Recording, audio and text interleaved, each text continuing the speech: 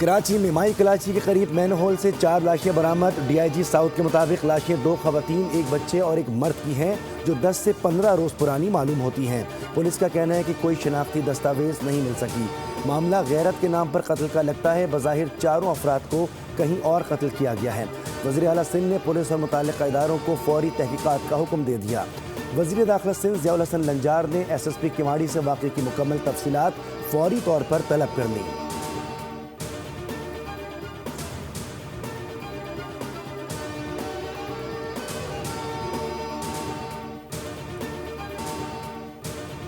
انسداد دہشت گردی عدالت نے ریاستی اداروں کے خلاف ڈیجیٹل دہشت گردی کے کیس میں عادل راجہ اور دیگر ملزمان کو 2 بار عمر قید کی سزا سنا دی۔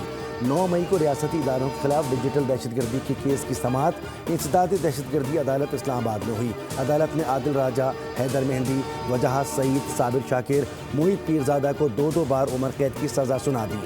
عدالت نے ملزمان پر مجموعی طور پر 15 لاکھ روپے جرمانہ بھی عائد کیا۔ ڈیجیٹل دہشت گردی کے کیس میں مجموعی طور پر 24 گواہان کو پیش کیا گیا۔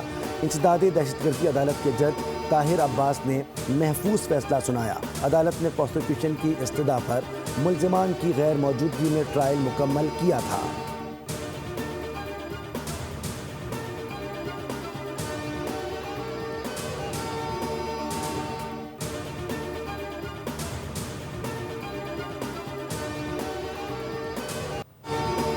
حکومت میں آتے ہی عزم کیا تھا کہ خسارے کا شکار ریاستی اداروں کی نجکاری کی جائے گی۔ پی آئی اے کی نجکاری اس حوالے سے انتہائی اہم سنگ میل ہے۔ وزیر اعظم شہباز شریف کا وفاقی کابینہ اجلاس میں اظہار خیال، کہا کہ ریاستی ملکیتی اداروں کی نجکاری حکومت کی معاشی اصلاحات کے وژن کا حصہ ہے۔ رواں مالی سال کی پہلی سہ ماہی میں ملک کے جی ڈی پی میں خاطر خواہ اضافہ خوش آئند ہے۔ ہم ملک کو ڈیفالٹ کے دہانے پر نکال کر معاشی استحکام تک لائے ہیں۔ وزیر اعظم نے صدر یو اے ای سے ملاقات کو 2 طرفہ تعلقات کے تناظر میں مفید قرار دیا۔ اسلام آباد کے بلدیاتی انتخابات ایک بار پھر مؤخر ہونے کا امکان۔ وفاقی کابینہ نے اسلام آباد capital territory local government act میں ترمیم کے لیے آرڈیننس کے اجرا کی منظوری دے دی۔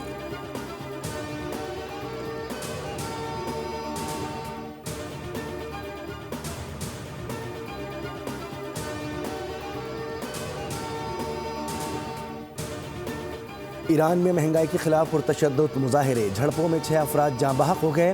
ایرانی میڈیا کے مطابق ایران کے لورستان، فسا اور ازنا شہر میں مظاہرین اور سیکیورٹی فورسز کے درمیان جھڑپیں ہوئیں۔ کئی شہروں میں مظاہرین نے سرکاری عمارتوں پر بھی دھاوا بولا۔ پولیس اسٹیشن نظر آتش کرنے کی کوشش کی۔ پولیس نے مظاہرین کو منتشر کرنے کے لیے ہوائی فائرنگ، ربڑ کی گولیوں اور آنسو گیس کا استعمال کیا۔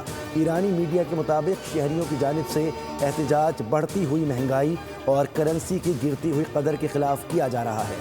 دارالحکومت تہران سے شروع ہونے والے احتجاجی مظاہرے اب ملک کے دیگر شہروں تک پھیل چکے ہیں۔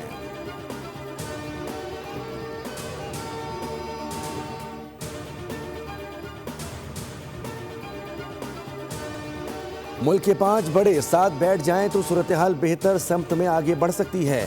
رانا ثناء اللہ نے سیاسی استحکام کا فارمولہ بتا دیا، ساتھ ہی تحریک انصاف کو خبردار کیا کہ 8 فروری کو ہڑتال کی کال واپس نہ لی تو مزید نقصانات اٹھانا ہوں گے۔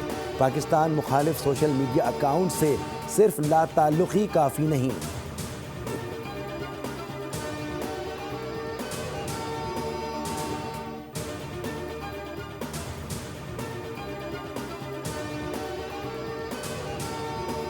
کی حکومت نے اپنے حلف کے دوران ہی، اپنے آغاز کے دوران ہی یہ وعدہ کیا تھا کہ اس حکومت کی اولین ترجیحات میں عوامی ایکشن کمیٹی کے ساتھ کیا ہوا معاہدہ، اس پر عمل درآمد کرانا وہ ہمارا سب سے بڑا ٹارگٹ اور ٹاسک ہوگا۔ پچھلی حکومت کے 2-2.5 سال کے عرصے میں لوگوں اور عوام کے اور حکومتوں کے درمیان میں ایک بڑی دوری آئی تھی۔ آپ نے یہ محسوس بھی کیا ہوگا کہ ریاست کے اندر ایک بار پھر سیاسی چہل پہل شروع ہو گئی۔ ریاست کی بہتری کے لیے سب کو مل کر کام کرنا ہوگا۔ گزشتہ حکومت میں عوام اور قیادت میں دوریاں تھیں، موجودہ حکومت نے رابطے بحال کیے۔ حکومت نے عوامی مفاد کے فیصلوں میں تاخیر نہیں کی۔ وزیر اعظم آزاد کشمیر فیصل ممتاز راٹھور کی پریس کانفرنس، کہا کہ معاہدے کے 38 نکات میں سے 98% پر عمل کر چکے ہیں۔ عوامی ایکشن کمیٹی سے ہونے والے معاہدے پر عمل درآمد اولین ترجیح ہے۔ حکومت کا مقصد کسی سے مقابلہ نہیں بلکہ عوامی مسائل کا حل ہے۔ ریاست کسی افراتفری کی متحمل نہیں ہو سکتی۔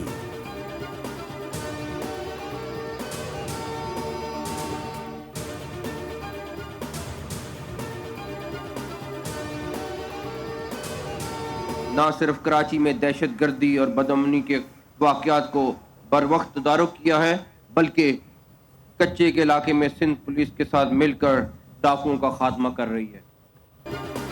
کراچی میں مقامی سطح پر تجارتی اور صنعتی سرگرمیوں کو استحکام مل رہا ہے۔ کراچی ایک بار پھر بین الاقوامی سطح پر ثقافتی اور تجارتی سرگرمیوں کا مرکز بن چکا ہے۔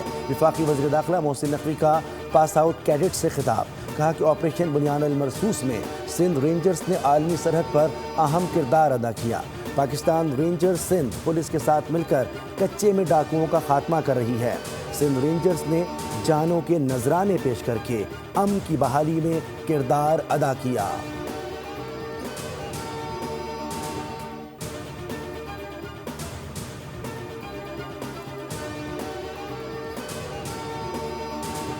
دسمبر 2025 پاکستان میں سیمنٹ کی مجموعی فروخت 4.347 ملین ٹن ریکارڈ، مقامی مارکیٹ میں فروخت 6.42% بڑھ گئی۔ سیمنٹ کی برآمدی فروخت میں 20.66% نمایاں کمی ریکارڈ کی گئی۔ دسمبر میں مقامی فروخت 3.725 ملین ٹن رہی۔ سیمنٹ کی برآمدات کم ہو کر 6,21,685 ٹن پر آ گئی۔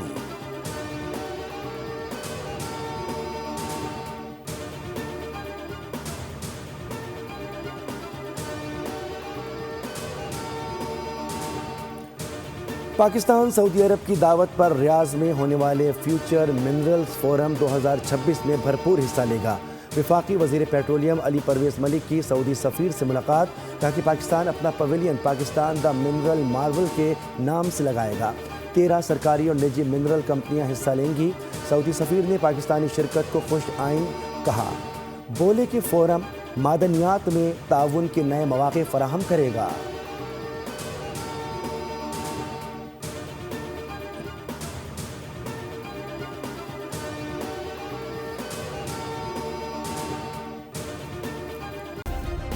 سبسکرائب کریں اور بیل دبائیں تاکہ کوئی خبر رہ نہ جائے۔